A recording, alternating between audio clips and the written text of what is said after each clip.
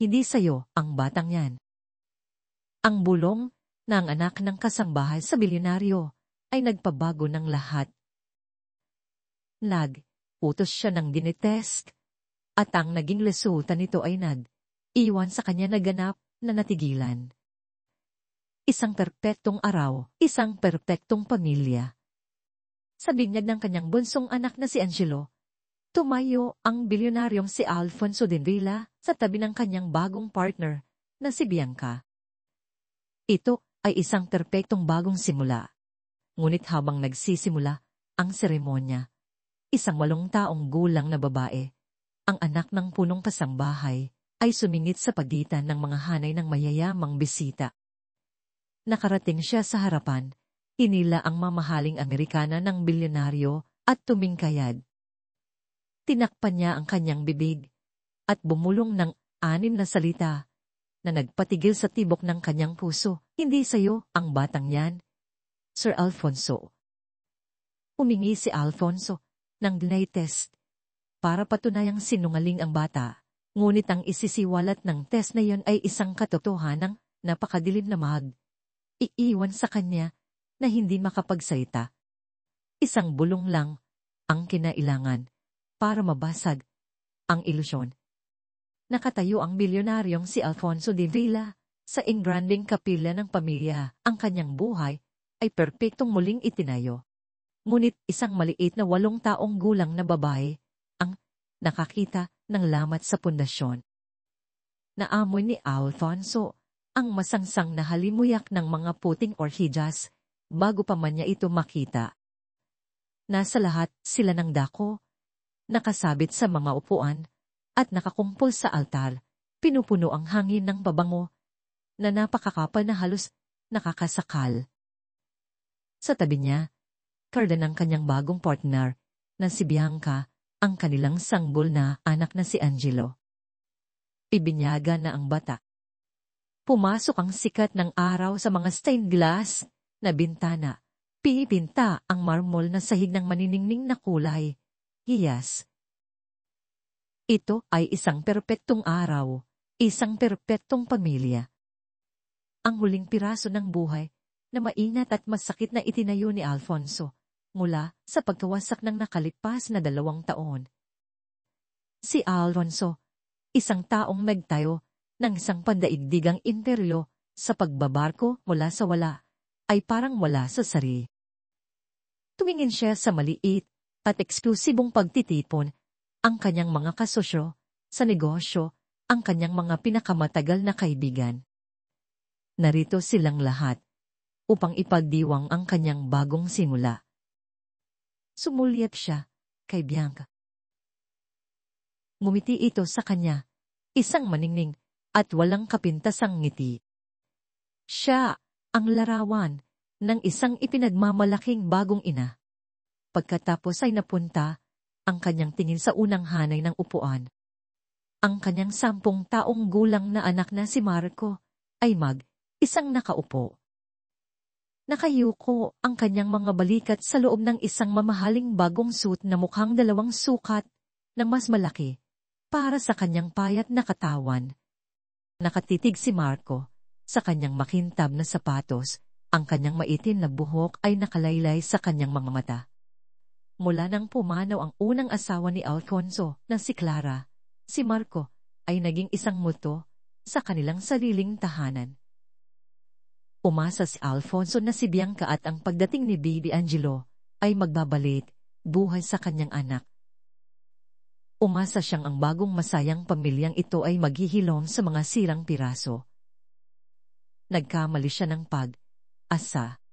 Sa likurang hanay, malapit sa malalaking inukit na pintuan na yari sa Nara, nakatayo ang punong kasambahay na si Diana Reyes. Sa tabi niya ay ang kanyang anak na si Maya. Sa edad na 8 taon, si Maya ay isang payat na bata na may itim na buhok at mapagmasid na mga mata. Alam ni Alfonso, si Malalang ang taning tunay na kaibigan ni Marco. Ilang beses na niya silang nakita mula sa bintana ng kanyang study magkadikit sa ilalim ng matandang puno ng akasya sa gilid ng property. Panonoorin niya si Marco, na napakatahimik at malungkot sa loob ng mansyon, na biglang magmumukhang bata muli.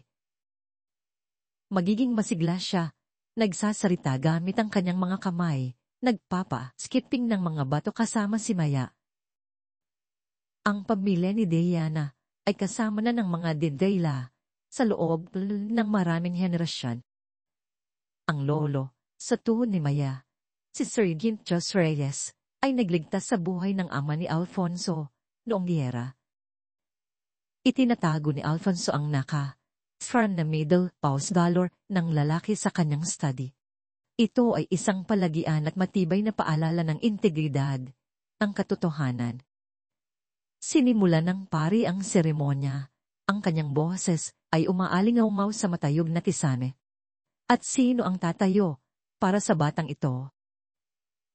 Ngumiti si Alfonso kay Bianca. Ngumiti rin ito pabalik. Isang perpekto, ensayadong ngiti. Ngunit si Maya sa likuran ay hindi nakatingin sa pari. Pinapanood niya si Bianca. May mga nakita si Maya. Kahapon lang, nasa library siya, nakatago sa paborito niyang sulok para magbasa sa likod ng mabibigat na kurtina nang pumasok si Bianca at si Marco. Akala ni Bianca ay sila lang ang nandoon. Tigilan mo na yang pagmumukmok mo, pasisit ni Bianca. Ang kanyang boses ay mababa at matalin. Ang kanyang mga daliri ay bumaon sa braso ni Marco. Sinusira mo ang aesthetic ng pamilyang ito. Kung hindi ka iingat, ipapadala ka ng tatay mo sa isang eskwelahan na napakalayo, na hindi mo na siya makikita. May bago na siyang anak ngayon. Hindi niya kailangan ng isang malungkot na anak. Napapiksi si Marco, namutla ang kanyang mukha. Naramdaman ni Maya ang isang mainit at matinding galit. Hindi ito tama. Ngayon sa kapilya, tiningnan ni Maya si Marco sa unang hanay. Mukha siyang maliit. Mukha siyang takot. Tumingin siya sa kanyang ina, na laging nagsasabi sa kanya, ang isang Reyes ay nagsasabi ng totoo, ano man ang mangyari. Nasa dugo natin yan. Humawa ng desisyon si Maya. Habang naghahanda ang pari, nabasbasan ng bata, dahang umalis si Maya sa tabi ng kanyang ina. Maya, bumalik ka, bulong ni Diana, nanlalaki ang mga mata sa aalala. Ngunit mabilis ang bata. Gumalaw siya na parang anino. Sumisingit sa pagitan ng mga hanay ng mga bisita sa kanilang magagarang damit at seda. Tumating siya sa harapan, sa tabi mismo, ng pinakamakapangyarihang tao sa buong Maynila. Iniila niya ang manggastang mamahaling Amerikana nito. Agulat si Alfonso at tumingin sa ibaba. Maya, anong kailangan mo, anak? Wag na yon. Tumingkayad si Maya. Itinuko ng maliit na kamay sa paligid ng kanyang tainga at bumulong ng 6 na salita na nagpatigil sa tibok ng kanyang puso. Hindi sa'yo, ang batang yan, Sir Alfonso. Ang lason. Natigilan si Alfonso. Ang boses ng pari ay naging isang malayong ugong. Ang amoy ng mga orchidyas ay biglang naging nakakasuka. Dahan siyang tumayo. Siguro, nagkamali siya ng dinig. Isang pantasya ng isang 8 taong gulang na bata. Isang kakaiba, malupit na biro. Tumingin siya sa ibaba kay Maya. Hindi ito tumatawa. Namumutla ang kanyang mukha. Ang kanyang mga mata ay nalalaki sa isang terribling seryosong hindi kumukurap. Hindi siya isang batang naglalaro. Siya ay isang sundalong naghahatid ng mensahe. Sa likurang hanay, nakita niya ang kanyang inang si Diana na tumatayo Nakatakip ang kamay sa bibig. Ang kanyang ekspresyon ay puno ng matinding takot. Alfonso, bulong ni Bianca. Sinisiko siya. Umihigpit ang ngiti. Naghihintay ang pari. Kumislap si Alfonso. Ipinatong niya ang kanyang kamay sa ulo ng sanggol gaya ng inigutos. Ang kanyang kamay ay parang mabigat, hindi konektado sa kanyang katawan. Inawan niya ang mga kilos. Ngumiti siya. Kinaga niya si Angelo para sa mga litrato. Pero nasa loob na niya ang lason. Natapos ang seremonya. Lumipat ang mga bisita sa malawak na hardin ng mansyon para sa isang marangyang handaan. Ang mga waiter ay may dalang mga pilat na tray ng champagne at masasarap na kanapis. Isang string quartet ang mahinang tumutugtog malapit sa hardin ng mga rosas. Kamukha mo, Alfonso. Naramdaman niya ito na parang isang martilyo. Nakuha niya ang ngiti ni Bianca. Parang isang tanong.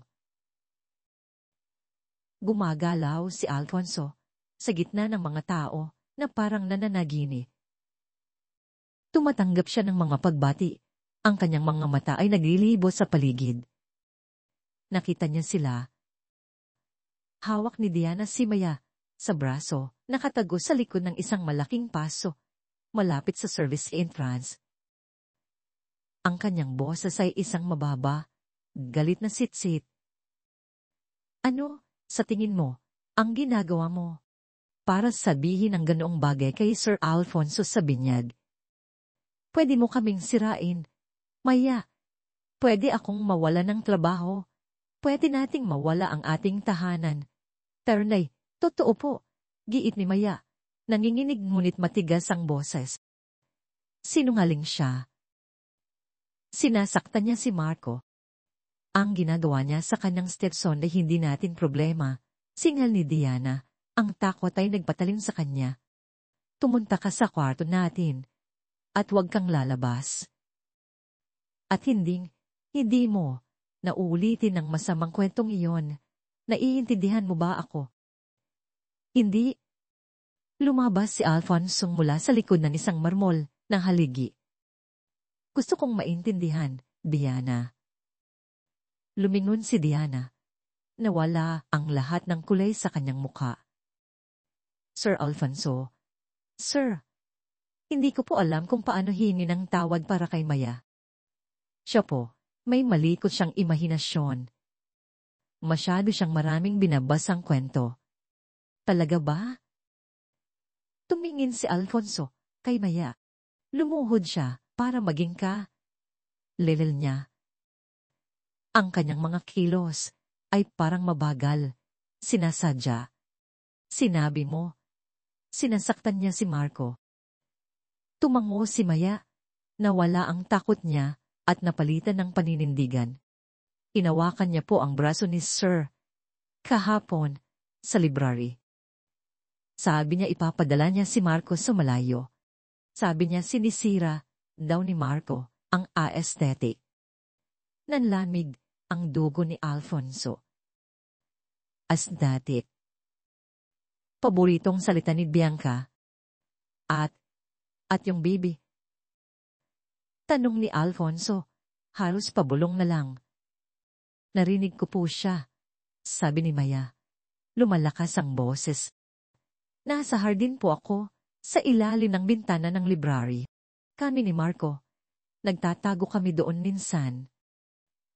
Pumasok si Miss Bianca. May kausap siya sa telepono. Galit siya. Kumunot ang noo ni Maya na parang may inaalala. Sabi niya, hindi niya malalaman, Paolo. Sobrang bulag siya sa akin. Maniniwala siya sa kahit ano. Sabi niya, desperado siyang magkaroon. Ang pamilya, hindi na siya magtatanong. Perpekto, daw ang timing. Akala ni Alfonso, sa kanya ang baby na to. Apos tumawa siya. Sabi niya, Palalakihin niya ang anak ng ibang lalaki. At babayaran niya ang lahat. Mapapasa. Atin ng lahat. Paolo? Tanong ni Alfonso. Walang kahulugan sa kanya ang pangalan. Opo, sabi ni Maya. Paolo. Alfonso? Ang boses ni Bianca, matalas at masaya, ay tumutol sa hangin. Andyan ka lang pala. Paalis na ang partner mo, si Mr. Henderson. Lumapit siya sa terasa. Perpekto ang pagkakahawak sa kanyang champagne fruit. Ang kanyang ngiti ay nakapako. Nakita niya si Diana. Nakita niya ang maputla at determinadong mukha ni Maya. Alinlangan ang kanyang ngiti, naging isang manipis na linya. Anong nangyayari dito? Tanong ni Bianca. Nagbago ang tono. Yana, iniistorbo mo ba si Sir Alfonso? At ikaw? Ngumisi siya kay Maya. Sinabi ko na, ang mga bata ay hindi dapat nakikita ngayon. Bianca, sabi ni Alfonso, ang boses niya ay patag, walang buhay. Sino si Paolo? Tumawa si Bianca. Isang mataas, kinakabahang tawa. Paolo. Ano, iyong pangalan? Hindi ko alam, mahal. Maraming Paolo. Bakit? Anong sinabi mo kay Marco kahapon sa library? Nagbago ang tingin ni Bianca. Si Marco. Aha. Sinabi ko sa kanya na maganda na. Napakahirap niyang kausap, Alfonso. Alam mo yan. Nagluluksa siya. Sinabi niya ang salitang nagluluksa na parang isang sakit. Nagsisinungaling siya. Sabi ni Maya, ang boses niya ay kasing linaw ng isang kampana. Ang magandang mukha ni Bianca ay naging isang maskara ng purong tuot. Umakbang siya, papalapit sa bata. Ikaw ng maliit na peste. Anak ka lang ng katulong, ang lakas ng loob mo. Lumayo ka sa kanya. Utos ni Alfonso. Uminto si Bianca. Hindi pa niya narinig ang ganoong tono mula sa kanya. Hindi ito ang boses ng mabait at nagluluksa na biyudo na mainat niyang minaneho. Ito ang boses ng taong nagtayo na isang interyo. Ikaw, dinura niya kay Maya, maniniwala ka sa kanya. Sa isang utusan. Kaysa sa akin. Sa ina ng anak mo. Siya ba? Tanong ni Alfonso. Anak ko ba siya? Oo, siyempre. Ang lakas ng loob mong itanong yan pagkatapos ng lahat ng ginawa ko para bigyan ka ng pamilyang ito. Mabuti, sabi ni Alfonso. Kinuha niya ang kanyang telepono. Kung ganun, hindi mo siguro mamasamain ang isang DNA test. Ang salitang iyon ay nanatili sa hangin. Pinatahimik ang string quartet. Isang test. Nahutal siya. Nagbibiro ka. Hindi. Isang test. Isang simpleng swab para malinis ang lahat. Para patunayan na sinungaling ng batang ito at ako ay nagiging katawa. Tawa. Tinitigan siya ni Bianca, isang hayop na na-corner. Tumingin siya mula kay Alfonso, kay Diana, hanggang sa batang babaeng may mukhang bato na sumira sa lahat. Hindi ako, bulong niya, ang kanyang boses ay puno ng kamandag. Papayag na mapahiya ng mga tauhan. Tapos na ang party na to. Pinahiya mo ako, Alfonso. Pinahiya mo ang sarili mo. Tumalikod siya at pumasok sa bahay. Nakatayo si Alfonso sandali. Tumingin siya kay Diana, na ngayon ay tahimik na umiiyak sa kanyang mga kamay. Sir Alfonso, mag-iintake na po kami. Aalis na kami ngayong gabi. Hindi kayo aalis, sabi ni Alfonso. Lumungod siya sa harap ni Maya. Inilagay niya ang kanyang malalaking kamay sa maliliit nitong balikat. Napakagiting ng ginawa mo, sabi niya. Ang lolo mo sa tuhod ay magiging proud sa'yo. Ngayon, kailangan kong manatili ka kasama ang nanay mo, ikandado ninyo ang pinto. Huwag kang makikipag-usap sa kahit kanino maliban sa akin. Naiintindihan mo ba? Opo, sir, sabi ni Maya. Lumingon si Alfonso. Nakita niya ang kanyang pinakamatagal na kaibigan at abogado, si David Lane, sa tabi ng fountain ng champagne. David, sabi ni Alfonso.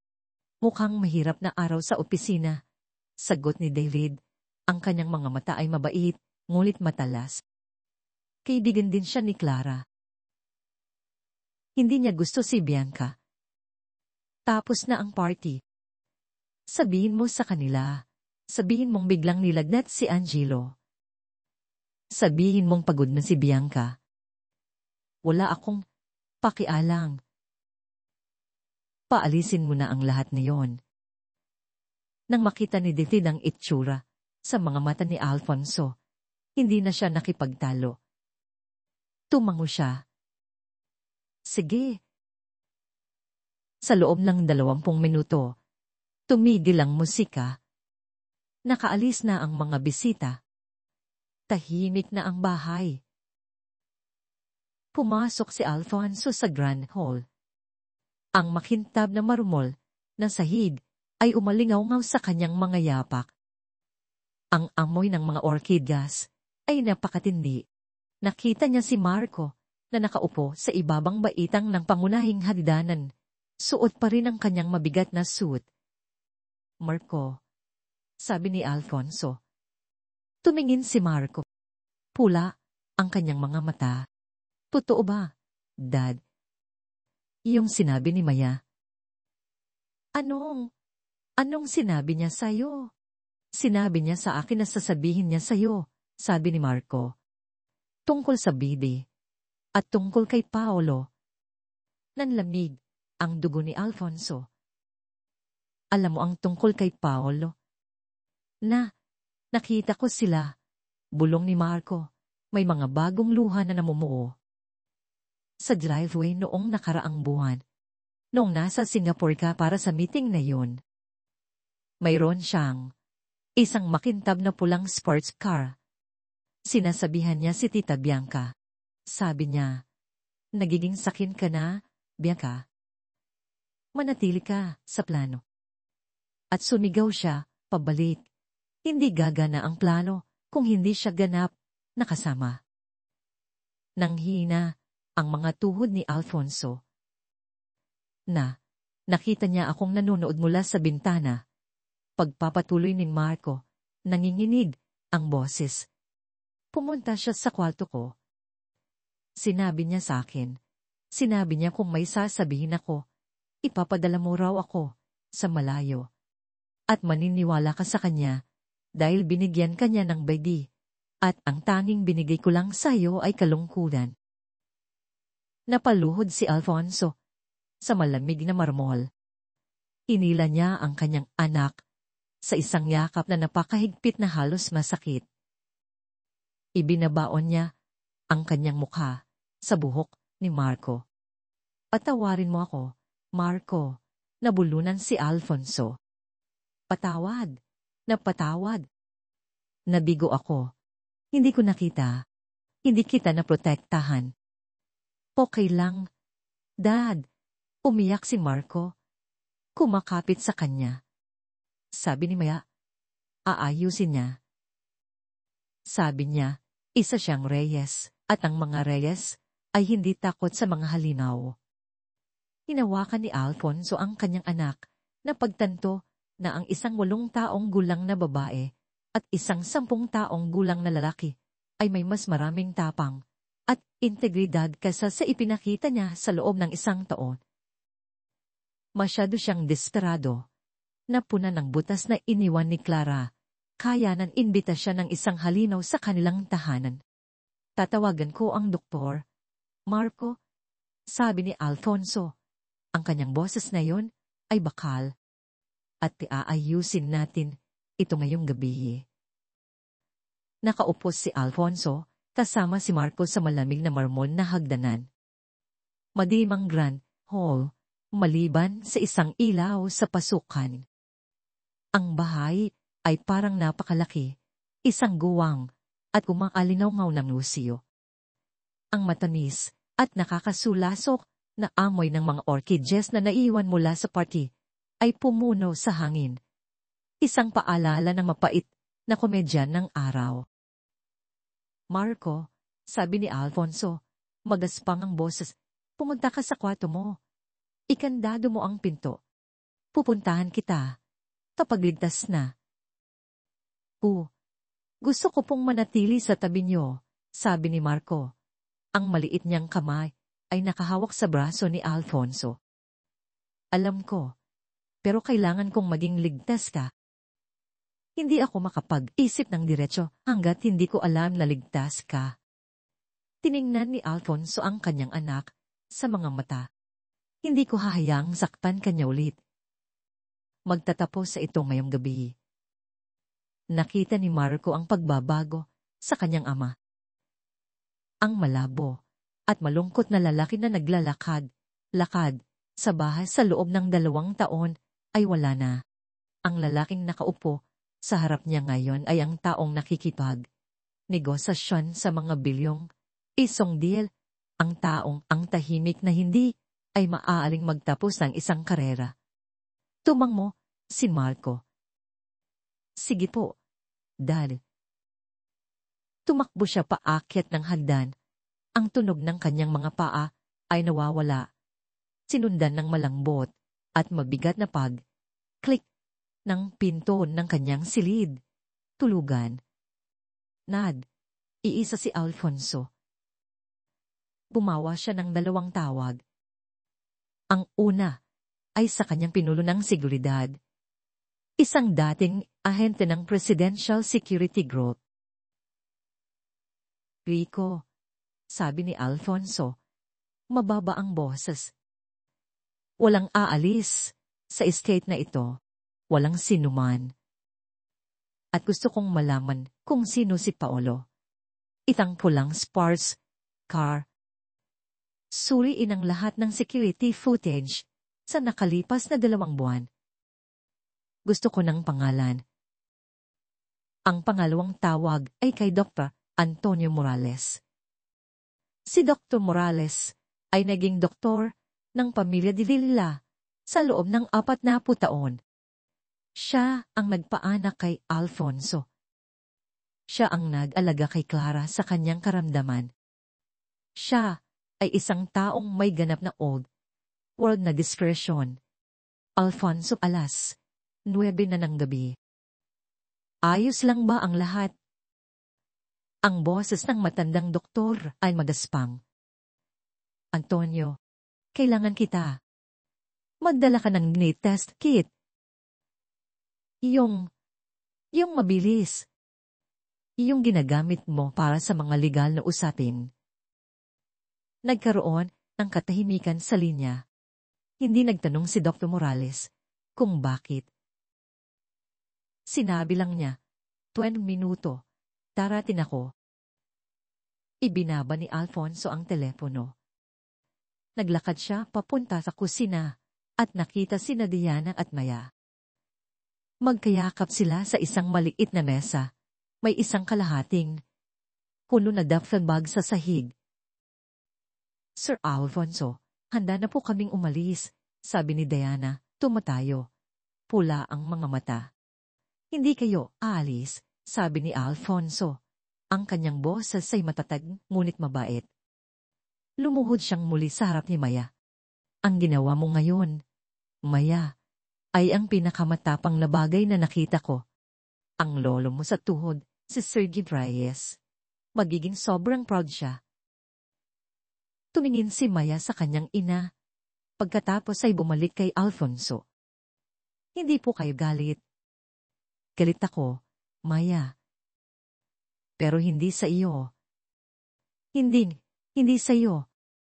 Ipinatong niya ang isang kamay sa braso ni Diana. Ikaw at ang iyong anak ay bahagi ng pamilyang ito, Diana. Ligtas kayo rito. Pumunta kayo sa inyong mga kwarto. Ikandado ang pinto. Matatapos din ito sa lalong madaling panahon. Tumango si Diana. Hinawakan ang kanyang kamay. Salamat po, sir. Udbas. Ipo, sir. Umalik si Alfonso sa Grand Hall. Tumayo siya sa ibaba ng malawak na hagdanan at tumingin sa kadiliman. Bianca, tawag niya. Ang kanyang boses ay hindi umalingaw-maw. Pinuno nito ang espasyo. Walang sagot. Inakyat niya ang mga baitang ng dalawahan. Naglakad siya sa malambot na carpet ng itaas na gallery. Lampas sa mga larawan ng kanyang mga ninuno. Huminto siya sa pinto ng master suite. Nakakandado ito. Bianca. Papunta na si Dr. Morales. Kukuha siya ng nasample mula sa akin at sa baby. Narinig niya ang isang pigil na tunog sa loob, isang nagmamadaling bulong. May kausap siya sa telepono. Bianca, buksan mo ang pinto. Kung hindi, ipapatanggal ko ito sa security. Naghintay siya. 1 segundo. 2. Nag-click ang kandado. Tumukas ang pinto. Nakatayo doon si Bianca, hindi sa kanyang magandang damit pang party, kundi sa isang silk na dressing gown. Matigas ang kanyang mga mata, maputla ang mukha. Kaya niya si Bibi Angelo. Yakap, yakap.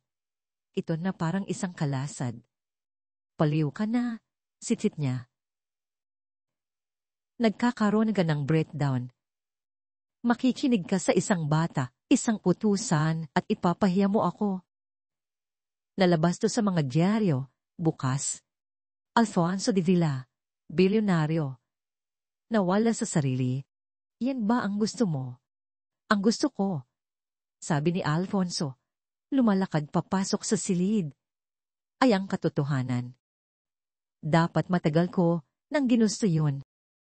Nakita niya ang kanyang cellphone sa hindi pa naayos, nakama, nakataob ang screen.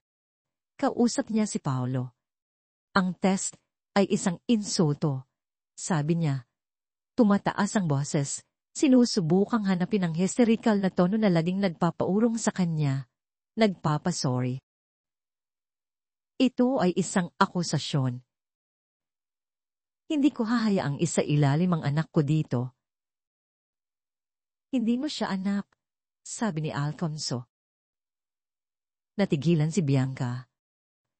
Ang ibig kong sabihin, hindi lang siya sayo. Kung siya ay akin, anak ko siya, at ako, ang kanyang ama, at inuutos ko ang test. At, kung tatanggi ako, amon niya, kumikinang ang mga mata. Kung ganun, malalaman ko na ang sagot. Singling sabi ni Alfonso.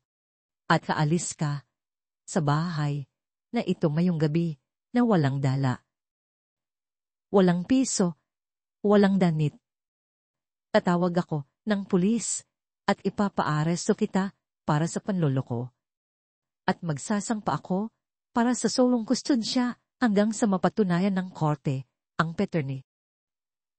Pumili ka. Tinitigan niya ito. Ang mabait, nagluluksa, at hangal na lalaki, ay wala na. Gago ka, bulong niya. Ihanda mo ang bibi, sabi ni Alfonso. Tumunog ang doorbell. Naghihintay si Dr. Morales sa library. Siya ay isang matangkad at payat na lalaki na may puting buhok at isang mukha na masyado nang maraming nakita. May dala siyang isang maliit na nakakandadong medical case. Wala siyang sinabi. Tiningnan lang niya si Alfonso na may malungkot at maalam na mga mata. Pumunta si Alfonso sa nursery at kinuha ang sanggol.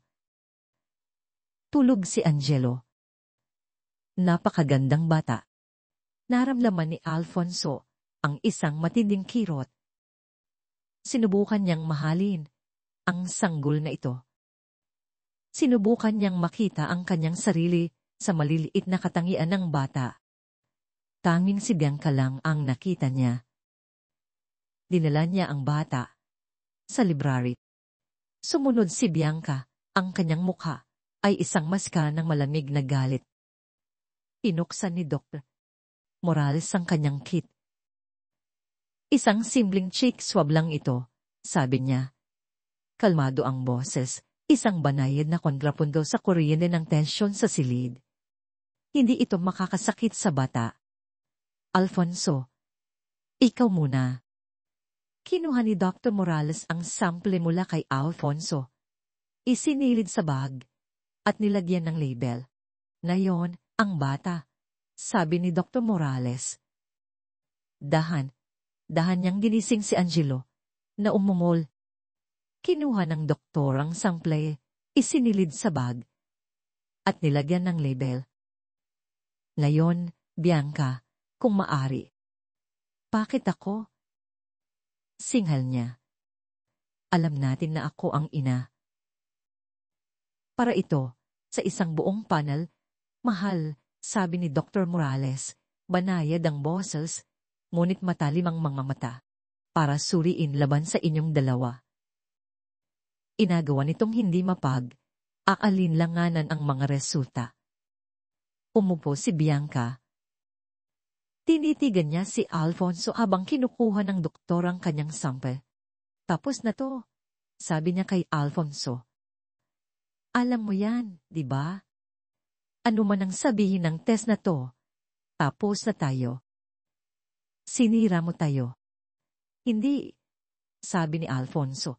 Ang kanyang tingin ay nakatuon sa maliliit at silyadong mga bag sa mesa. Ikaw ang sumira. Inayos ni Dr. Morales ang kanyang kaso. Ako mismo ang magpapatakbo nito sa laboratorio ko. Walang ibang hahawak nito. Malalaman mo ang sagot bago sumikat ang araw. Salamat, Antonio, sabi ni Alfonso. Umindo ang doktor sa pinto ng library. Tiningnan niya si Bianca na nakatitig sa kanyang telepono at pagkatapos ay kay Alfonso. Si Clara, magiging proud siya sa iyo ngayong gabi. Alfonso, sa wakas, gising ka na. Umalis siya. Nakatayo si Alfonso sa kanyang study. Ang front na made up of dollar ni Sergeant Jos Reyes, ang lolo sa tuhod ni Maya, ay nasa kanyang mesa. Tinitigan ito ni Alfonso. Isang taong sumuong sa putukan para iligtas ang kanyang kaibigan. Isang taong may danga. Tahimik ang bahay. Masyadong tahimik. Nasa kwarto, si Bianca. Pinabantayan niya kay Rico, ang kanyang pinuno ng seguridad, ang labas ng pinto nito. Hindi siya pwedeng umalis. Hindi pa. Hulog na si Marco. Ligtas si Delana at Maya. Naghintay si Alfonso. Tiningnan niya ang orasan sa kanyang mesa. 3, 0 pa. 4, 0. Inisip niya ang nakalipas na 2 taon. Ang kanyang kalungkutan para kay Clara ay parang isang hamog. Masyado siyang malungkot. Masyadong desperado na bigyan si Marco ng isang bagong ina. Isang buong pamilya. Nakilala niya si Bianca sa isang charity gala. Maganda siya, masigla, at parang napakasimple. Hindi siya mula sa kanyang mundo. Isa siyang fundraiser para sa isang art museum. Mapait siya. Nakita niya ngayon. Lahat ay kasinungalingan. Isang maingat, kalkuladong pagganap. Nakita niya ang isang sirang mayaman na lalaki at gumanap siya ng isang papel. Nag-vibrate ang kanyang telepono sa mesa. Si Dr. Morales. Nanginginig ang kamay ni Alfonso habang sinasagot ito. Antonio. Alfonso, ang boses ng doktor ay mabigat, pagod. Pinatakbo ko ang test. At pinatakbo ko ulit. Walang duda. Ipinikit ni Alfonso ang kanyang mga mata. Sabihin mo sa akin, ang sanggol, si Angelo, malusog siyang bata. Walang genetic issues. Antonio, sabihin mo sa akin, ang paternity ay 0.0% match, Alfonso. Walang biological na posibilidad na ikaw ang kanyang ama. Nagpakawala ng hininga si Alfonso na hindi niya alam na pinipigilan niya. Ito ay isang kakaibang pakiramdam na walang laman. Hindi ginhawa. Hindi man lang galit. Isang malanig, matigas na kumbirmasyon lang. Ama, si Maya. Salamat, Antonio. Sabi ni Alfonso. Mayroon pang iba, sabi ni Dr. Morales. Aalangan ng boses. Isang bagay na kakaiba. Ano? Ang test laban kay Bianca. Yung ipinilit ko. Anong tungkol doon? Tanong ni Alfonso, iminulat ang mga mata. Alfonso, hindi rin siya ang ina. Napahawak si Alfonso sa gilid ng kanyang mahogany desk. Ang matibay na kahoy ay parang buhangin. Anong sinabi mo, Antonio? Hindi siya ang ina. Ulit ni Dr. Morales, matatag ang boses. Ang maternity test ay kasing kumpirmado ng paternity. 0.0% match. Ang sanggol na iyon ay hindi kamag. Anak mo, o niya. Alfonso, saan niya nakuha ang batang ito? Ang tanong ay nanatili sa maranyang study, mas nakakakilabot kaysa sa anumang multo. Hindi ito isang simpleng kaso ng pangangalo niya. Hindi ito isang kasinungalingan para bitagin ng isang mayamang lalaki. Ito ay iba. Isang bagay na mas madilin. Ang isip ni Alfonso ay tumakbo, inuulit ng nakalipas na 10 buwan. Lahat ay ugnay. Bawat maliit, kakaibang detalye na hinayaan ng kanyang kalungkutan na baliwalain. Ang milagrosong pagbubuntis. Inanunsyo niya ito sa unang anibersaryo ng pagkamatay ni Clara.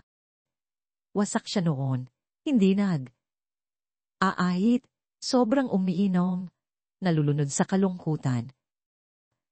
Lumapit siya sa kanya, niyakap siya sa kanyang madilim na stagi.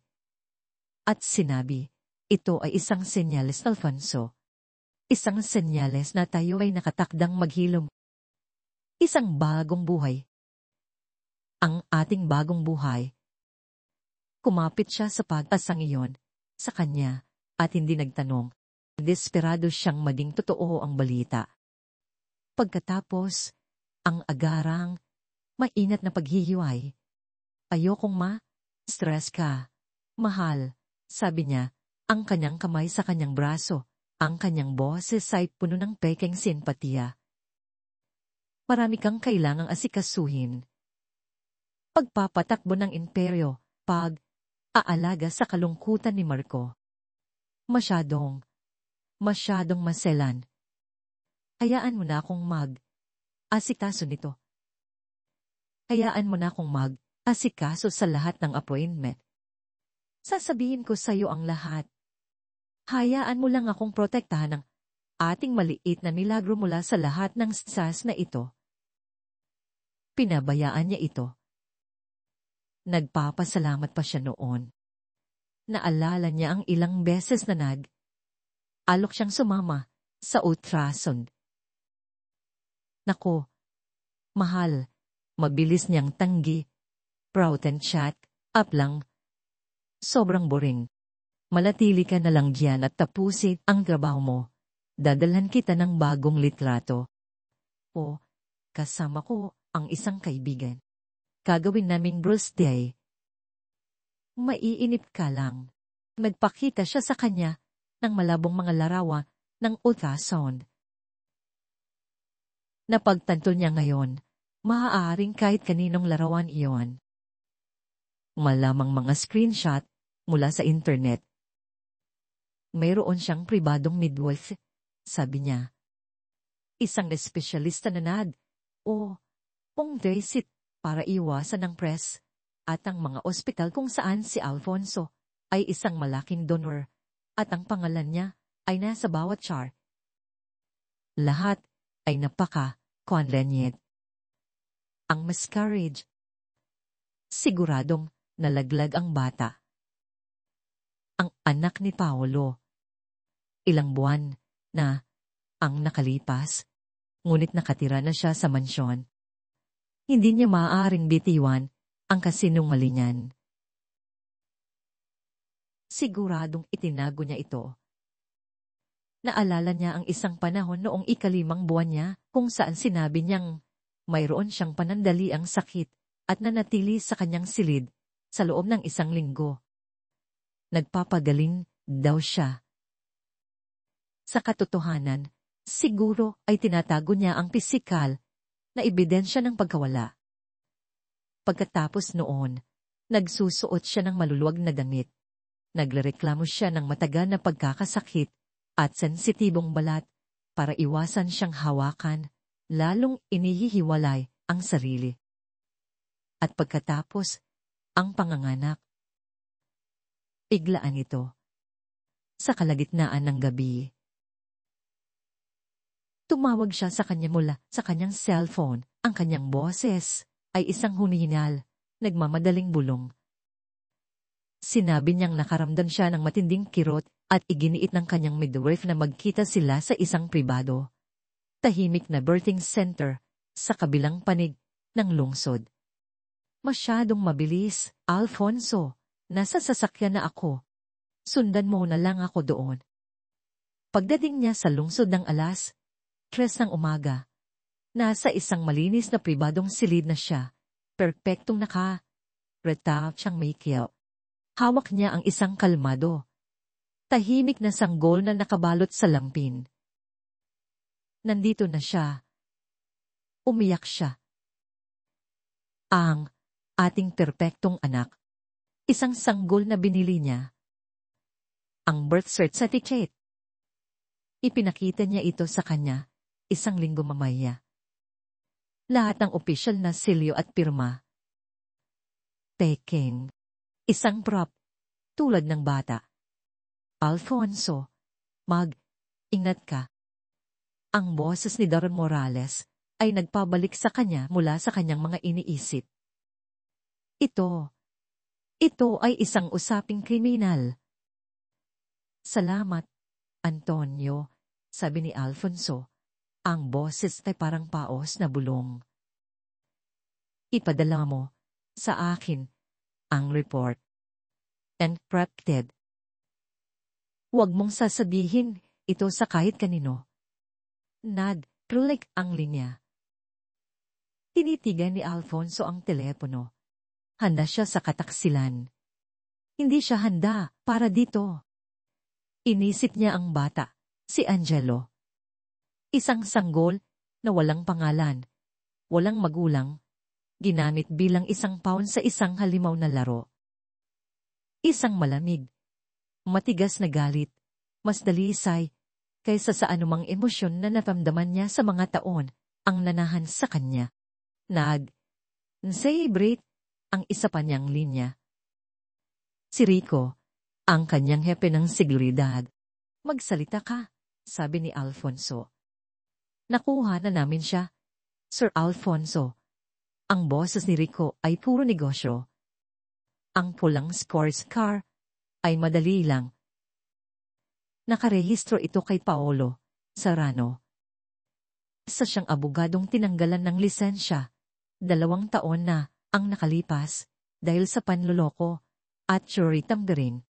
Suyin ang kanyang mga kilalang kasama. Tanong ni Alfonso.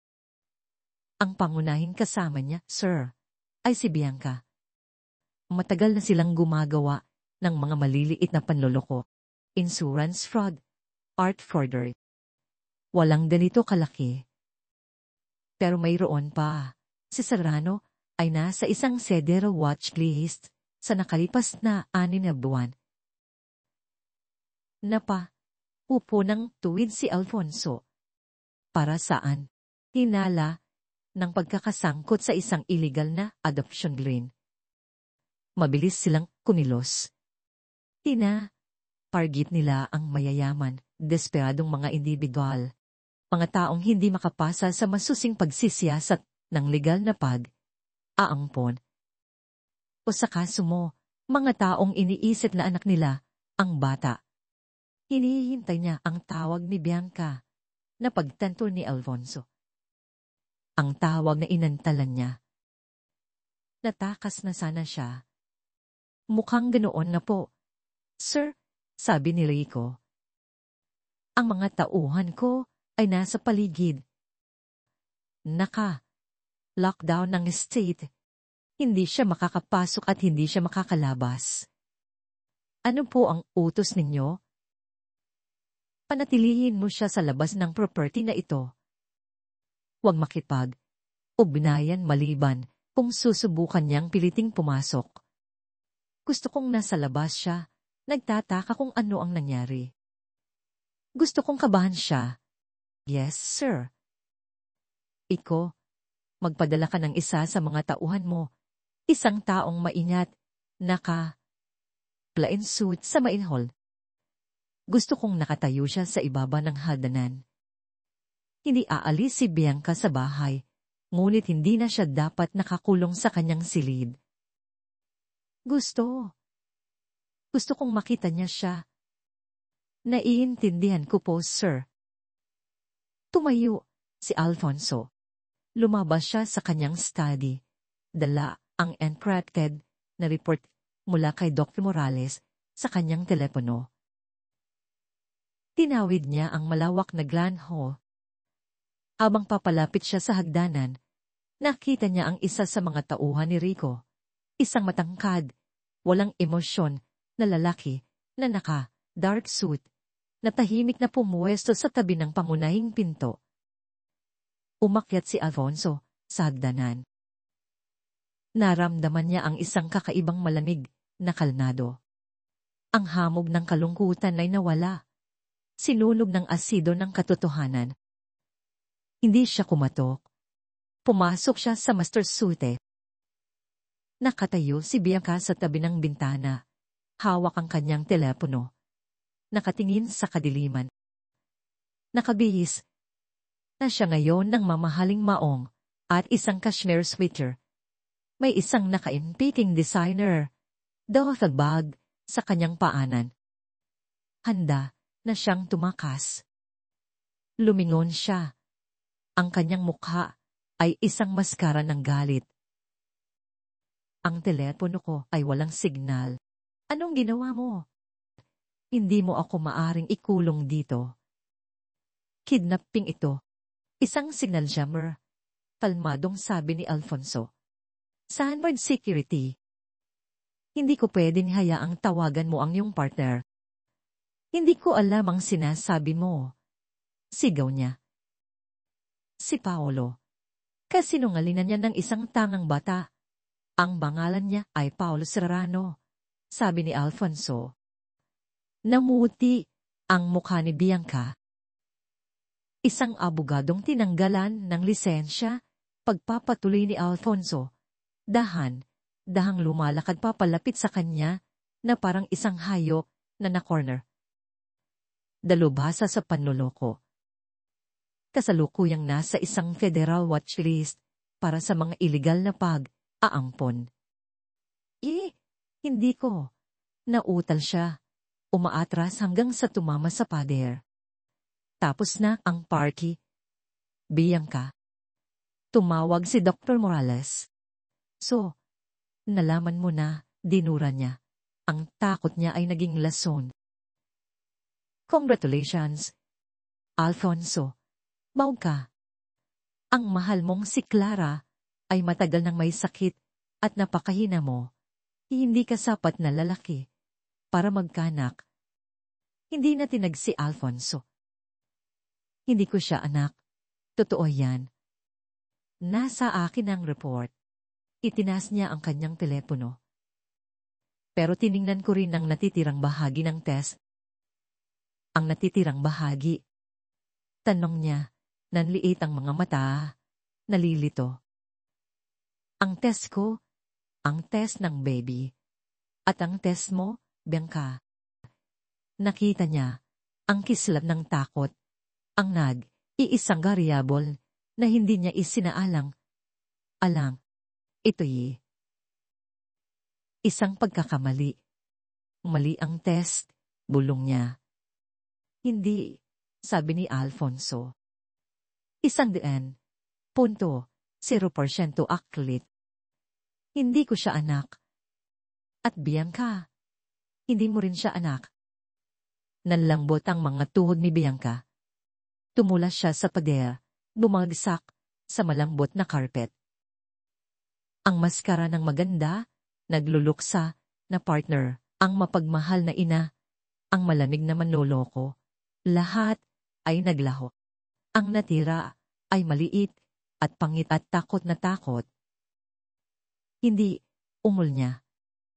Hindi, nagsisinungaling ka. Nagsisinungaling ka? Saan mo siya nakuha? Sigaw ni Alfonso. Ang boses niya ay parang kulob. Sino ang batang ito? Pinili mo ba siya? Ninakaw mo ba siya, Bianca? Kailangan ko. Sa wakas ay sumigaw siya. Umuugoy. Ugoy. Sinasabunutan ng sariling buhok. Kailangan ko. Sabihin mo sa akin. Utos niya. Buntis ako. Umagulgol siya. Ang mga salita ay lumalabas sa isang sirang, desperadong pag-amin.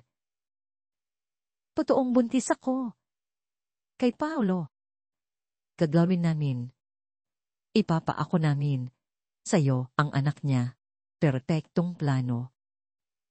Sobrang wasak ka. Sobrang lungkot. Hindi ka magtatanong. Tumingala siya sa kanya. Ang kanyang mukha ay basa ng luha na ngayon ay sa wakas ay totoo na. At pagkatapos, nalaglag siya. Sa 6 na buwan, nalaglag ang bata. Ito'y isang lalaki. Walang sinabi si Alfonso. Pinanood lang niya siya.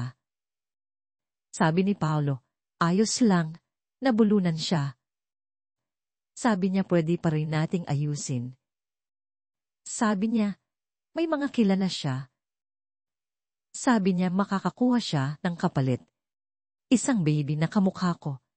Ipinanganak sa tamang oras. Sabi niya negosyo lang. Kailangan lang natin ng isang prop. Isang bagay para silyuhan ang kasunduan. Para makuha ko ang pangalan mo, para magkaroon kami ng access sa estate. Sa mga account. Isang prop, ulit ni Alfonso. Ang salita ay parang apdo sa kanyang lalamunan. Nagbayad kami, bulong niya. 20,000 dolyar. Sa isang klinika. Si Paolo ang nag-asikaso. Ibinigay nila sa amin ang baby. Ibinigay nila sa amin ang peking birth certificate. Napakadali. At ang baby, hindi siya umiiyak. Siya'y napakatahimik. Ganap na siyang nawasak. Isang babaeng umamin sa isang krimen na napakabigat na halos hindi ka paniwala. Kumuha ka ng isang anak mula sa kanyang ina.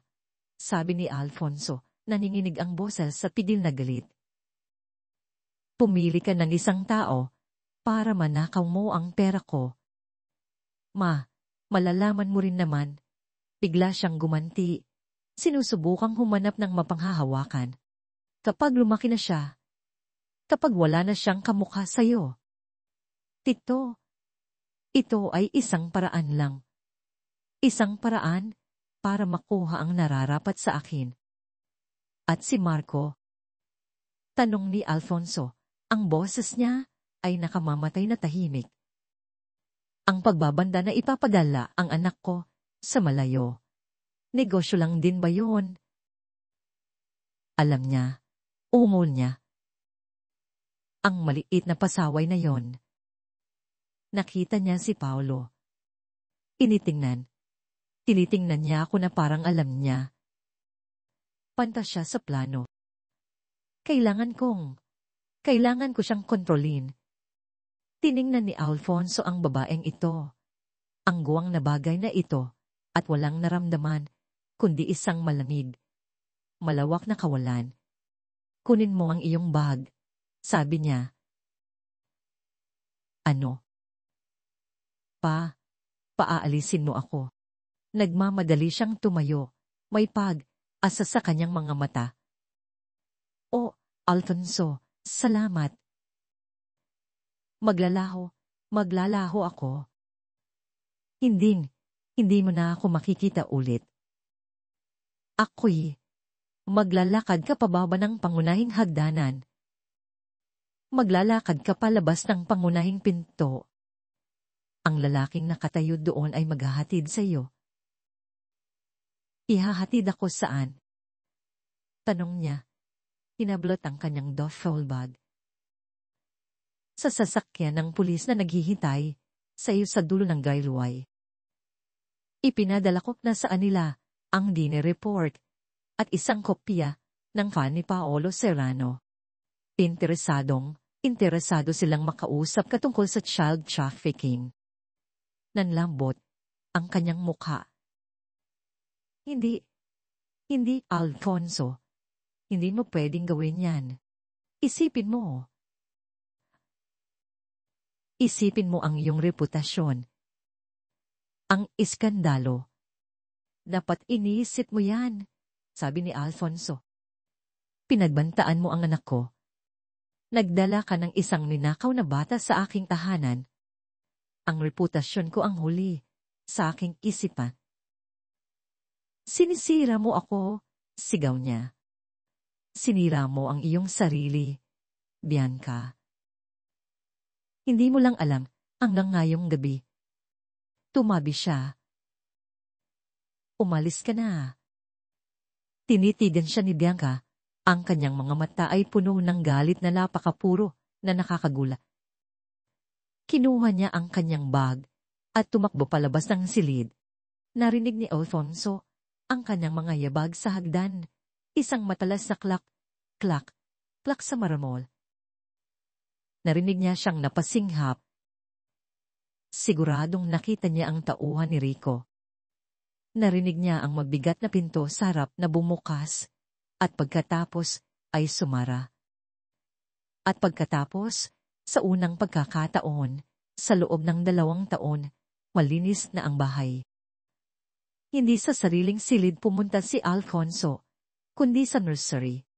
Kinamumuhian niya ang silid na ito. Ito ay lakha ni Bianca, puros sterile, na puti at maputlang kulay, abo.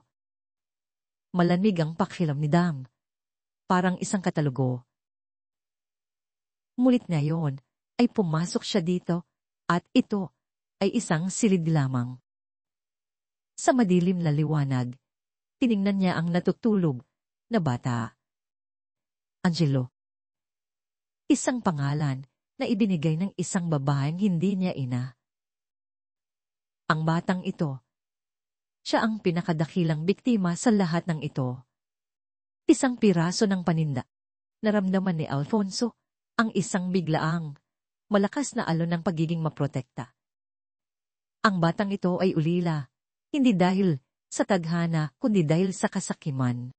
Dahan niyang inabot ang kuna at binuhat ang sanggol.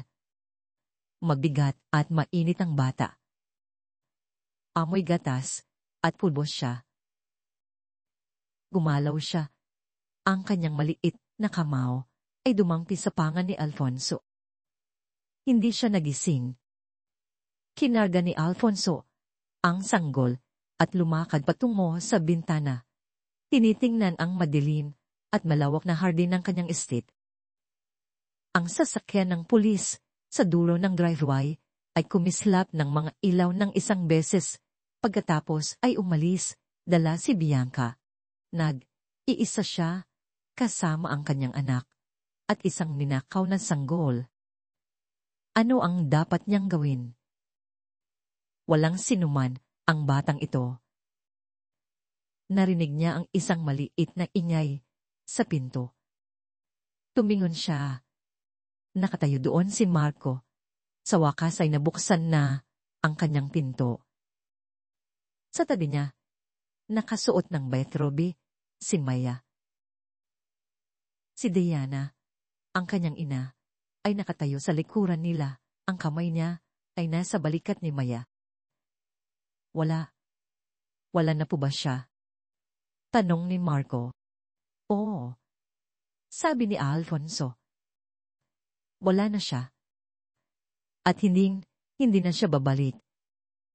Nagpakawala ng mahabang nanginginig na hininga si Marco. Pumasok siya sa nursery.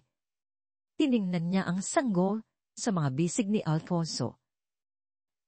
So, hindi natin siya kapatid, sabi ni Marco. Hindi iyon, isang tanong. Hindi, sabi ni Alfonso. Hindi.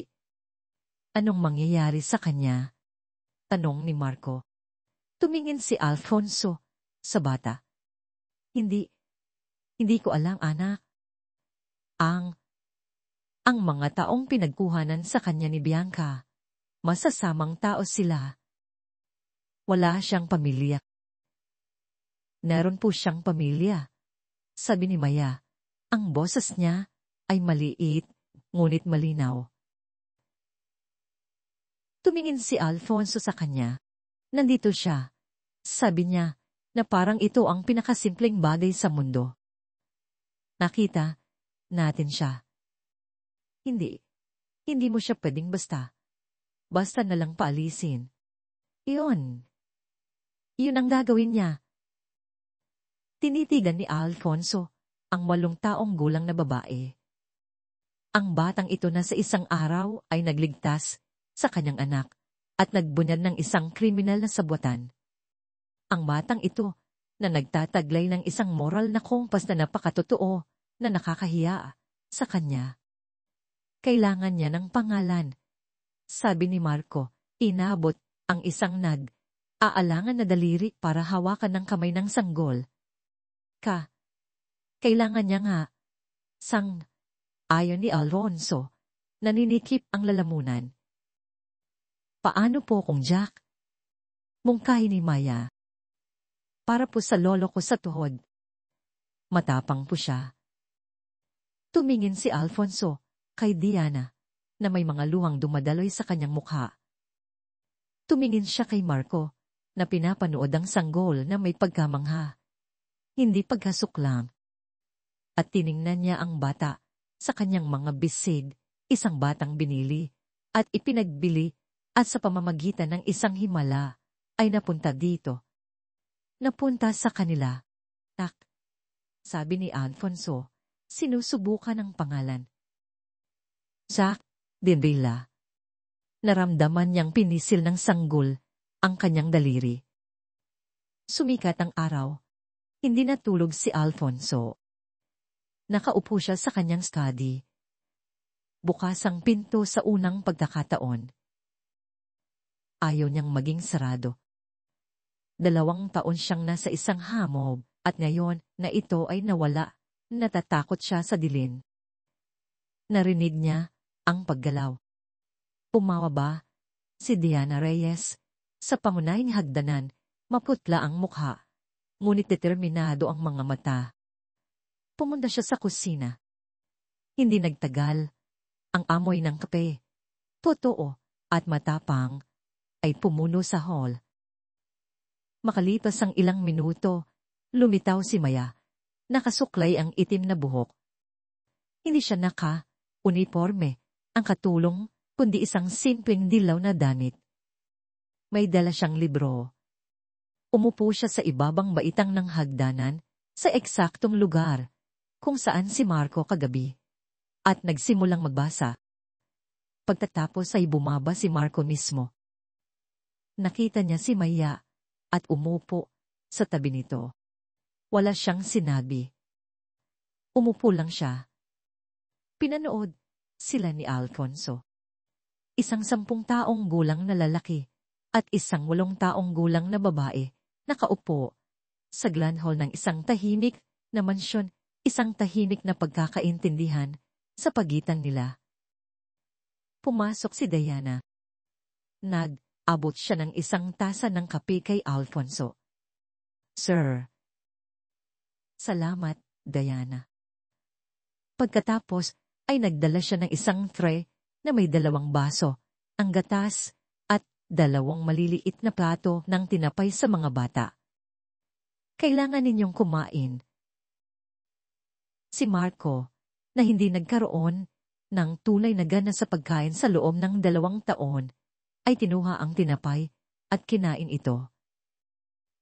Naramdaman ni Alfonso ang isang lamat sa kanyang dibdib. Ito ay isang pamilya. Hindi ang sinubukan niyang buuin. Ang pamilyang narito, sa lahat ng panahon, naghihintay sa kanya na magising. Hawak niya ang mainit na sanggol sa kanyang mga bisid. Si Jack.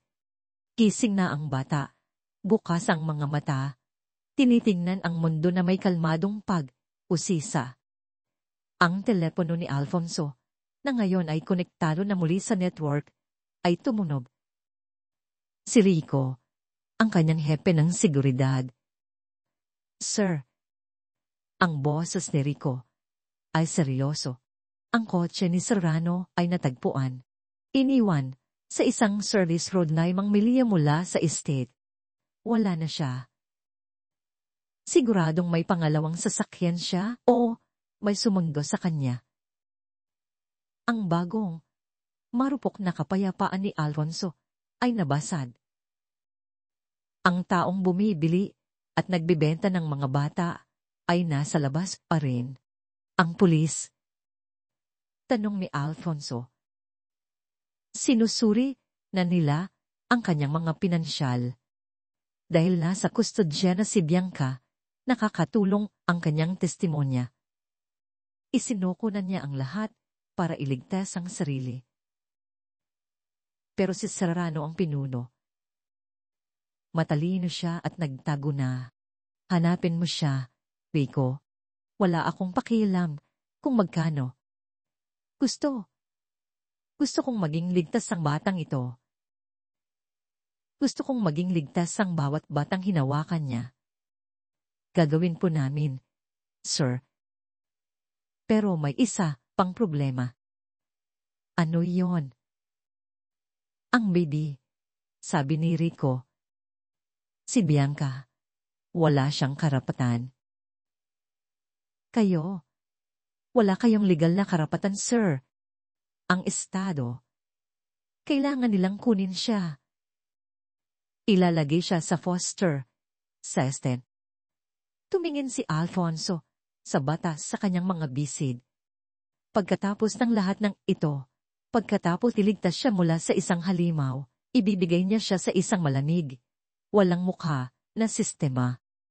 Hindi, sabi ni Alfonso. Sir, wala po tayong pagpipian. Ang kanyang birth certificate ay fake. Legal na, hindi siya umiiral. Isa siyang multo. Kung gano'n, alamin natin kung sino siya, sabi ni Alfonso, isang bagong determinasyon ang tumitigas sa kanyang boses. Hindi lang ito isang prop. Rico. Isa siyang tao. Ang kanyang mga magulang, ang kanyang ina.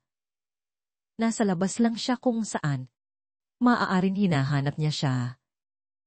Ibinaba niya ang telepono. Tumingin siya kay Diana na nakarinig. Ang kanyang mukha ay isang maskara ng karungkutan.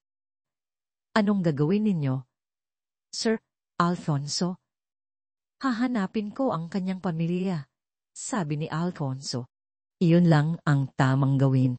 Tumingin siya kina Marco at Maya na huminto sa kanilang tahimik na almusal para makinig. Gagamitin ko ang bawat mapagkukunan na mayroon ako. Kukunin ko ang bawat investigador. Hahanapin natin ang ospital kung saan nagtatrabaho ang nurse na yon. Hahanapin natin ang ina ng batang ito. Pero, paano kung mahanap ninyo siya? Tanong ni Marco, maliit ang boses. At, gusto niya siyang bawiin. Tiningnan ni Alfonso ang kanyang anak. Ito ang pinakamahalagang aral na ituturo niya sa kanya. Kung ganun, ibabalik natin siya, Marco, sabi ni Alfonso. Dahil hindi siya sa atin. Ninakaw siya. At ang pagmamahal sa isang tao ay nangangahulog ang gusto mo kung ano ang tama para sa kanila, hindi kung ano ang tama para sa atin. Tumango si Maya na parang ito ay may perpektong kahulugan. Tulad ni Sergeant Reyes, sabi niya. Tumingin si Alfonso sa kanya. Ano? Sabi po ni nanay, iniligtas niya ang tatay ninyo. Pero siya, nasaktan siya. Kailangan niyang umuwi. Hindi siya pwedeng manatili. Ginawa niya ang tama, kahit mahirap. Tinitigan ni Alfonso ang bata. Tinawagan niya ang kanyang abogado, si Diridilayan. Dilid, sabi ni Alfonso. Ang boses niya ay paos. Mayroon akong bagong kliyente. Isang araw pa lang siya. Wala siyang pangalan at wala siyang pamilya. Gusto kong hanapin mo sila. Gusto kong gamitin mo ang buong yaman ko kung kinakailangan. Hanapin mo ang ina ng batang ito. Ang sumunod na 3 araw ay ang pinakamahaba sa buhay ni Alfonso. Ang bahay na dating isang libingan ay ngayon ay isang abalang pugad ng aktibidad. Ang mga ahente ng National Bureau of Investigation at mga pribadong investigador ay tahimik na gumagalaw sa library na naging kanilang command center. Ang mukha ni Serrano ay nasa balita. Ang kwento ng pag-aresto kay Bianca ay napigilan. Ang impluwensya ni Alfonso ay naglayo sa press. Ipinapalabas na ito ay isang simpleng kaso ng panloloko. Ang tunay, madilim na kwento ng sanggol ay alam lamang ng mga tao sa bahay na ito. Habang nagtatrabaho, ang mga investigador, isang kakaibang bagong buhay lang sunibol. Tumanggi si Alfonso na ipahawak ang sanggol na si Jack sa mga estranghero. Siya, si Diana, at si Marco ay nagpapalitan. Natuto si Alfonso na magpalit ng diaper. Natuto siyang magpainit ng bore. Mauupo siya sa kanyang study. Si Jack ay natutulog sa kanyang dibdib at sa unang pagkakataon sa loob ng 2 taon, naramdaman niyang nagsimulang gumaan ang mabigat na pasanin ng kanyang kalungkutan para kay Clara. Hindi ito napapalitan, nagbibigay ito ng puwang. Ibang bata na si Marco. Ang malungkot, tahimik na multo ay wala na. Siya ay isang mapagmahal na kuya. Uupo siya sa tabi ng kuna at ikukwento kay Jack ang tungkol sa kanyang mga video gani sa paaralan, sa kanyang ina, kung paano siya mamahalin nito. Si Maya, ang kanyang partner. Siya ang eksperto dahil mayroon siyang pinsang sanggol dati. Ipinakita niya kay Marco kung paano hawakan ang ulo ni Jack. Sila ay isang pamilya. Isang kakaiba, wasak, at magandang pamilya. Sa ika-4 na araw, pumasok si David Lane sa study. Perda ni Alfonso si Jack, inahaplos ito. Alfonso, sabi ni David. Mukha siyang pagod. Nahanap na ba nila siya? Tanong ni Alfonso. Ang tinutukoy niya ay si Serrano. Oh, sabi ni David. Nahuli siya sa isang private airstrip sa Mindanao. Tapos na. Nagsasarita na siya. Ibinibigay niya ang buong network para iligtas ang sarili. Nagpakawala ng hininga si Alfonso. Mabuti. Ligtas na ang bata. Oh, sabi ni David, mabigat ang boses. Alfonso, umupo ka. Nahanap namin siya. Nahanap namin ang ina. Uminto ang puso ni Alfonso. Umupo siya. Nasaan siya? Ayos lang ba siya? Alan ba niya? Siya, kaya ako narito. Ang kasabwat ni Serrano, yung nurse, umamin na sa lahat. Ang pangalan ng ina ay Lucy. Lucy Reyes. Nanlamig ang dugo ni Alfonso. P.S. Tulad ni Diana. Tulad ni Maya. Tumango si David. Malungkot ang mga mata. Pamangkin siya ni Diana, Alfonso. Ang iisang anak na babae ng kanyang yumaong kuya. Yung tumakas, papuntang Maynila, ilang taon na ang nakalitas. Pinsang, buo siya ni Maya. Tumingin si Alfonso, natigilan. Naalala niya ang mga salita ni Maya, mayroon akong pinsang sanggol dati. Diyos ko, bulong ni Alfonso. Alam ba ni Diana? Hindi pa, sabi ni David. Mayroon pa, si Lucy. Malubha ang sakit niya. Nagkaroon siya ng mga komplikasyon pagkatapos manganak. Nasa regional hospital siya mula noon. Ang nurse, yung nagtatrabaho para kay Serrano, sinabi niya kay Lucy na stillborn na ng sanggol. Arang nasusuka si Alfonso. Iniisip niyang patay na ang kanyang anak. At Alfonso, alilangan si David, ang pinatakbo ni Dr. Morales ang dila ng sanggol sa National Database, kung sakali, para makita kung isa siyang mawawalang tao. Hindi siya. Pero nakakuha kami ng isang pamilyar na tugma. Isang napakalakas na tugma sa isang selyadong likor. Isang military file. Nalilito si Alfonso. Abot si David ng isang papel sa mesa. Ang ama ng sanggol, Alfonso. Isa siyang sundalo. Napatay siya sa labanan 2 buwan na ang nakalipas. Hindi niya nalaman na buntis si Lucy. Tiningnan ni Alfonso ang pangalan. Wala itong kahulugan sa kanya. Pero ang tugma, ang sundalo, ang kanyang gla ay nasa file. At tumugma ito sa isa pang sample. Isang sample mula sa isang database, ang mga veterano. Ang lolo sa ama ng sanggol na si Jack ay si Sergeant Josh Reyes. Umikot ang mundo ni Alfonso. Imposible? Iyan. Si Sergeant Reyes, siya ang lolo sa tuhod ni Maya. Ni Diana siya rin ang lolo, ang namatay na sundalong ito.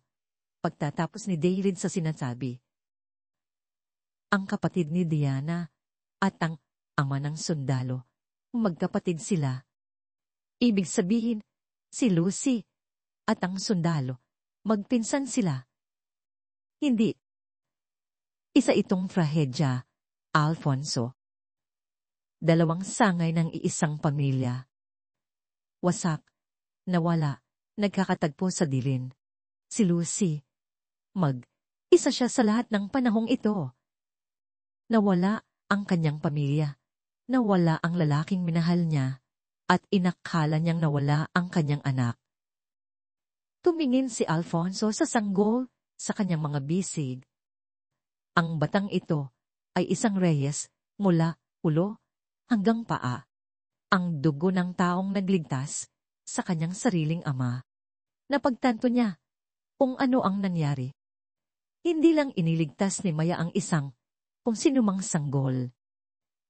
Sa isang hindi maipaliwanag, likas na instinct, iniligtas niya ang kanyang sariling dugo.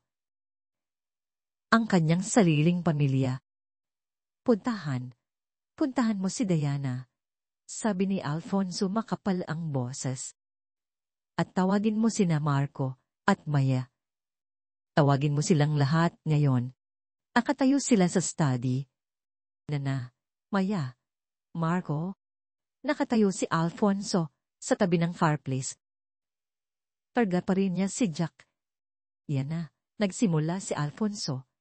Nanginginig ang boses. Nahanap namin ang ina ni Jack. Lumipad ang kamay ni Diana sa kanyang bibig. Oh, sir, salamat sa Diyos. Siya, ayos lang ba siya? Ang pangalan niya ay Lucy Reyes. Natigilan si Diana. Nanlaki ang kanyang mga mata. Hindi maaari. Yung Lucy ng kapatid ko. Ang aming Lucy. Oo. Marahang sabi ni Alfonso. Nasa ospital siya. Malubha ang sakit niya, Diana. At sinabihan siya na ang kanyang anak, ang batang ito, ay namatay. Nagpakawala si Diana ng isang tunog. Hindi ito isang iyak. Ito ay isang malalim, nasasaktang ingay mula sa gitna ng kanyang kaluluwa. Napaluhod siya. Ang anak ko, sinabihan nila siya. Oh, Diyos ko sa langit. Tumakbo si Maya sa kanya. Ipinulupot ang kanyang maliliit na braso sa leeg ng kanyang ina. Nanay, ano po yun? Si siya. Pinsan mo, anak. Magulgol si Diana. Yakap ang kanyang anak. Si Lucy, at ang batang ito. Siya'y pamilya. Pagtatapos si Maya, malinaw ang boses. Tumingin siya kay Alfonso. Sa atin siya. Alam ko po. Tumingin si Marco sa kanyang ama, ang kanyang mga mata ay nanlalaki. Puno ng isang deribling pagkaunawa.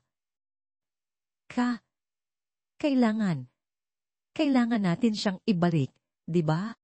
Tumingin si Alfonso sa kanyang anak. Tumango siya. Oo, anak, kailangan natin. Tahimik ang biyahe papuntang ospital. Nagmamaneho si Alfonso. Si Diana ay nakaupo sa passenger seat. Magkadaok ang mga kamay na napakahigpit na namumuti ang kanyang mga buko. Sa likuran, nakaupo si Marco sa isang tabi, si Mala sa kabila.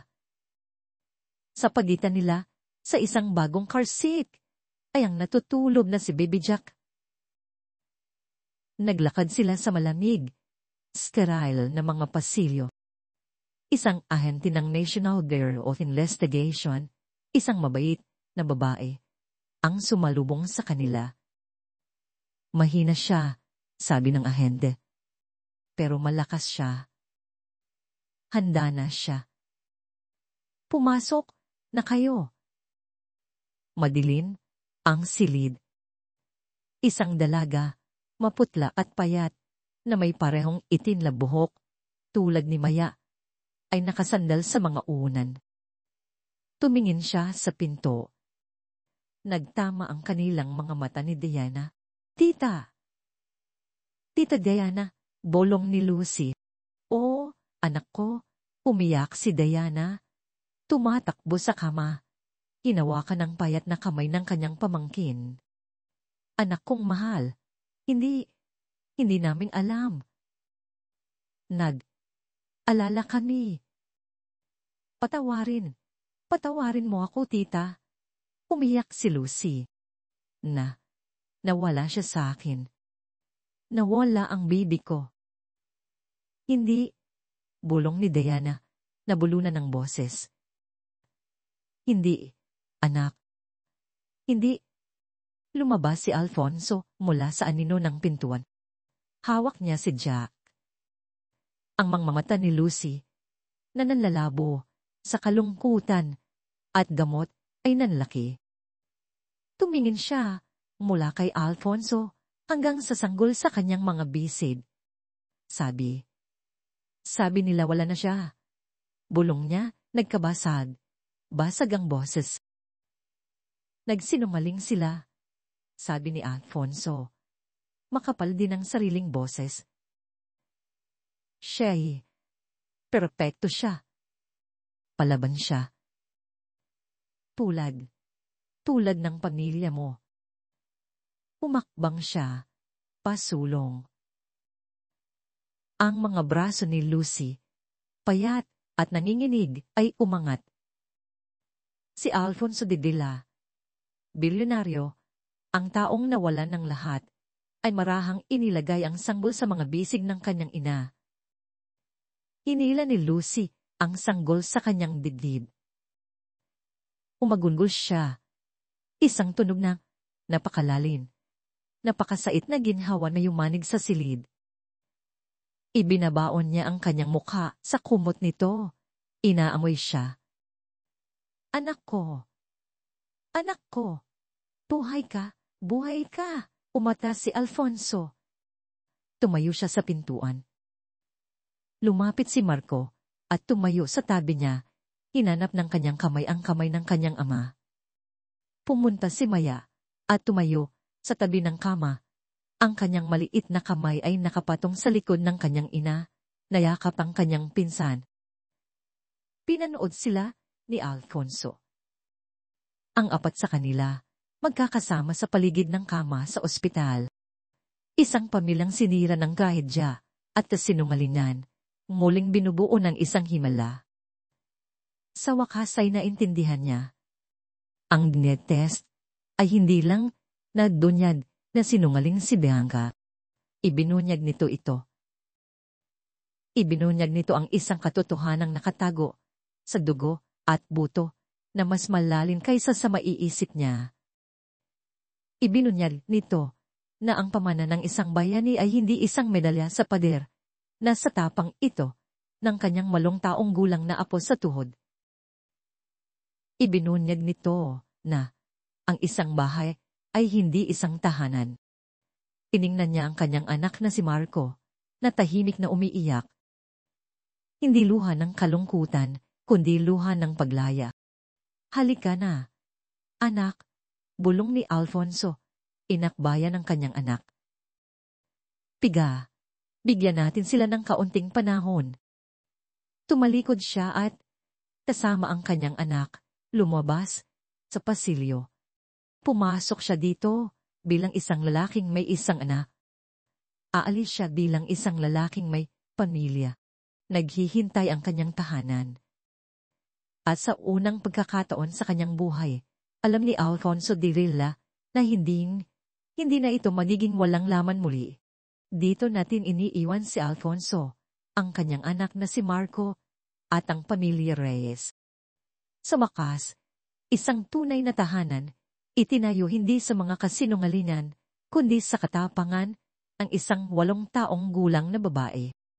Sana, ang paglalakbay na ito mula sa isang malamig na binyag patungo sa isang mainit na muling pagsasama ay nagbigay sa iyo ng pagkakataong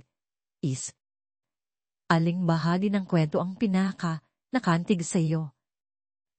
Ang katapangan ba ni Maya o ang huling nakakagulat na twist ng tunay na pinagmulan ni Jack? Share ang iyong mga saloobin sa comments. Pinabasa ko ang lahat at pinahahalagahan ang inyong feedback. pa hindi mo makaligtaan ang aming susunod na kwento, malaking tulong ang pag-like at pag-subscribe. Salamat sa paglalaan ng oras sa amin.